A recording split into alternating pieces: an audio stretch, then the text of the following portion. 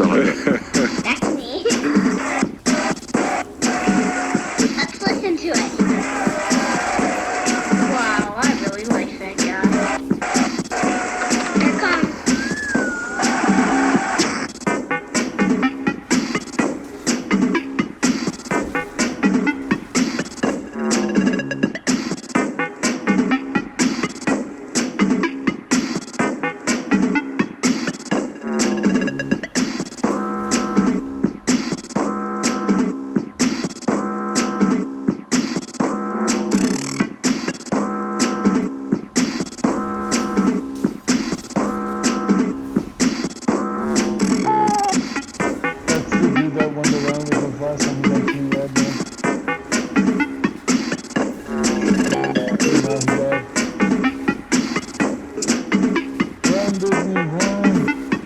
I'm running as fast as I can.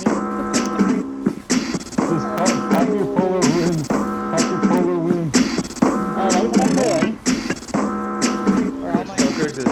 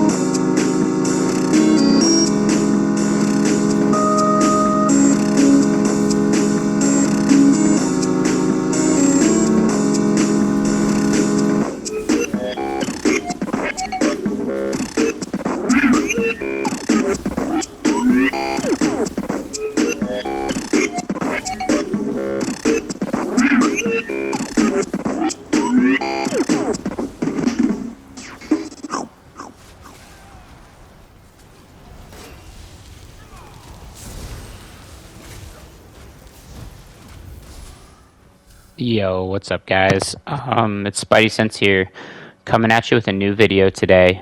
I'm going to be doing a build video on the Necromancer. We're doing a bash build, so if you look at the resistances here, we almost have 29,000. We've got good magic and stamina recovery, about 3,600 weapon and spell damage, which we don't really need that. That affects our heals a little bit, and we'll talk about that later. But really, for our damage, we want to look at our bash damage. So if you pull up advanced stats, our bash cost is 297, which is great. And then our bash damage is 5,200. And we can even get this bash damage a little higher. We're running 5 heavy. If we ran 7 heavy, it'd be a little higher. And then we're running bash glyphs on the jewelry. And 2 of our jewelry pieces are purple. So there's more opportunity there. For food, we're just running the Miserals. And we're doing Serpent Mundus. We need that stamina recovery so we can keep bashing people to sleep. As our main spammable, we need tons of recovery on this build. I'm playing as an Imperial, and I know a lot of people play Nord. I've tested this on other races. I think Imperial's the best. So this max health is going to help you get up to 43,000 in normal form and 76,000 when you go into your Goliath. The max stamina is going to help increase your pool so you can continue to have stamina to bash people, which you just need that on this build. I can't stress that enough. And then finally, the biggest reason to play Imperial is the reduced cost to all of your abilities. This applies to your dodge, your block, your break free, and your bash. So your bash cost is going to be reduced by this, which is going to allow you to continue bashing people, which is how you do your damage. You have to build a bash build a little bit differently. But I love Imperial on this. You probably could play as another race. I have not had nearly the same success on other races as I have playing Imperial. We're going to go over abilities, and there's a lot of different options you can run, so I'm going to try to discuss it quickly. So Shielded Assault, this is going to give you a gap closer, a stun, and a nice damage shield that scales off your max health. So this is why we run Okay, so then Resolving Vigor, it's going to give you a heal and it's going to increase your resistances. We got Guardian, which is going to give you some mitigation and another heal over time. I like this better than the Mender Morph because it lasts longer and I don't like to constantly recast it, but you can play around with the Mender. Now this is going to be one of our flex spots. This is how we get penetration on the build, which is really, really, really nice. And then Blast Bones, we're going to use the Magicka version because it actually hits harder, and we need to save our stamina for bashing people. Everyone's running Vampire right now, so the flame damage of the Blast Bones is going to hit harder. And then this is our ultimate. You're going to get a shit ton of health when you go into it. You're going to feel unkillable, but you can die in it, so just be careful. And then the AoE bash damage, it does an extra 9,500 AoE bash to you. So we're going to talk about the bar loadout here because there's another ability you really need. You could play around with Power Slam. I don't like this as much on the Necro because it's a high stamina cost ability and it scales off your weapon and spell damage. We're building into max health on this build, and so I think Power Slam just drains your resources and it's not super economical, and you don't really need it when you go into your Goliath form. But Necrotic Potency, this is phenomenal. I use this in duels, and I'll show you some dueling clips later on. It gives you amazing recovery and another heal over time. So you can slot the Mortal Coil if you need survivability. I would play around with the Gap Closer, Mortal Coil, and Pierce Armor. You can only use 2 out of the 3 of them. So, if you have really tanky targets who aren't doing tons of damage, go for the Gap Closer with Pierce Armor. However, if you're playing with a Dragon Knight or a Warden who's giving you penetration, put that Mortal Coil on and have some more sustain. So, you guys can really play around with it. Ideally, it just kind of feels like you need one more slot on the bar so you can get Pierce Armor, Mortal Coil, and Shielded Assault. Because if you run Pierce Armor for the damage and Mortal Coil for the healing and the sustain, then at that point you're going to be missing out on having a Gap Closer to chase people down. So really it's going to come down to preference, and you're just going to have to see what you feel like gives you the most in every situation. Alright, so these passives are why I use Blast Bones. This right here is going to make it economical for you to continue to recast it. And then this right here is going to give you recovery every time you have one up. So if you keep a Blast Bones up, that's going to give you 200 Magicka and Stamina recovery. And then it's also going to create a corpse for you to use your Mortal Coil. So you can charge up a Blast Bones. Once it falls to the ground, you're going to get a corpse, and then you can do your Mortal Coil, which is really, really nice.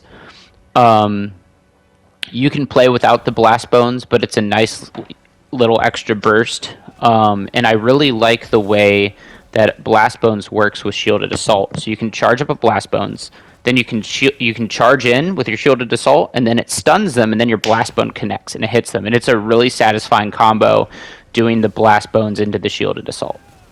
Alright, as far as gear, we're running Deadlands Demolisher, which is just a really, really fantastic set to run on bash builds. You're going to get a nice little conal attack there. So I'm using a sharpened one-handed mace, and then I'm using a shield of Deadlands Demolisher with divines on it. For the head, I like magma for the recovery. You can do medium or heavy. Just play around with how many heavy pieces you like. Neither of these have an ideal trade on them. I've got sturdy, and sturdy's fine. It's better than some. Maybe divines is what I do for the extra recovery from Serpent Mundus. Then the other set we're running is Drake's Rush. So this is going to give you and 3 or 4 group members major heroism. And this is how, on this build, if you don't feel like you're doing tons of damage outside of your Colossus ultimate. I feel like on this build, you kind of live and die by that Colossus ultimate, right? So, you're running this set Drake's Rush, which will put you into that ultimate more often because you're getting major heroism. I think it says every 12 seconds, every 16 seconds or something like that. Let me see if we can read it again. I think that it's a 66% uptime. I did the math on it before. combined with the minor heroism from Oaken Soul, you're going to get your ultimate up super, super often. And it's also, if you play in a small group or any setting with other players, you're going to be helping your teammates get ultimates faster too. And they're if they know how to use their ultimate and they hit hard, your team's going to just be demolishing people left and right. So if you never group up with any other person, you could run Daedric Trickery, which is going to, on paper, it's going to give you almost the same uptime on Major Heroism, but it's also going to give you... I mean, the Lynamax Magicka on this set is not entirely necessary, but everything else, the Major Protection, the Major Vitality, Major Mending, Major Expedition, is phenomenal. So you're going to get a little bit more on paper from Daedric Trickery because of you can have 3 of those buffs up at any time. However, in the uptime on Heroism on paper is close to Drake's Rush. However, I think there's a possibility, because it's all RNG, that let's just say you just keep rotating between Mending, Vitality, Expedition, and there's the chance that you won't get Heroism that often, right? Whereas Drake's Rush is dependable. So you know, because it's not RNG based, you know that you're going to get, every time you bash, you're going to get that buff that gives you your ultimate. So you'll see here, these are some one-on-ones. I'm using Drake's Rush, which is, you know, a group support buff set, and I'm still able to beat people in one-on-one fights. I've posted some clips earlier, you know, where I 1v2'd some people in some battlegrounds. I do not think Drake's Rush will put you at that much of a disadvantage. This build feels very, very strong as it is. Obviously, the way that I've built it, it's more of kind of like a group support build. So I've built it to be able to kind of play with my friends, and I'll play off their strengths, you know. I'll take my Pierce Armor off if I'm playing with a Warden, or I'll take my Coil off if I'm playing with a healer. It just all kind of depends on who I'm playing with, and I'm able to make my teammates stronger. But you can build it however you want. But that's really it, guys. I am not by any means the master of bash builds. Fragment Saul's done a lot of work, has a lot of great builds on his channel. The thing is he plays on PC, and so on PC you can separate your bash from your block, so you don't have to hold block when you're bashing. So a lot of his builds that he does are hard to play in Battlegrounds on PlayStation because you have to hold down your block, so you're draining your stamina. So I have made what I consider like a resource economical build for PlayStation that I can play in BGs. So thanks for watching, guys, and take care. If you have any questions, ask in the comments.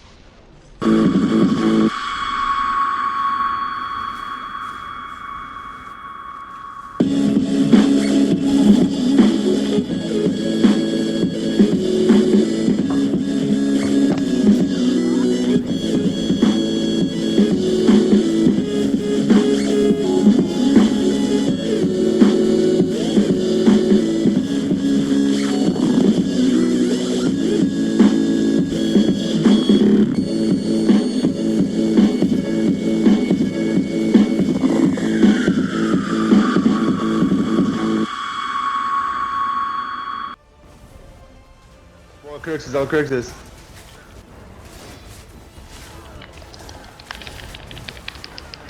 Getting on monkey's ass. Getting on monkey's ass. Yeah, buddy. That's how you do it.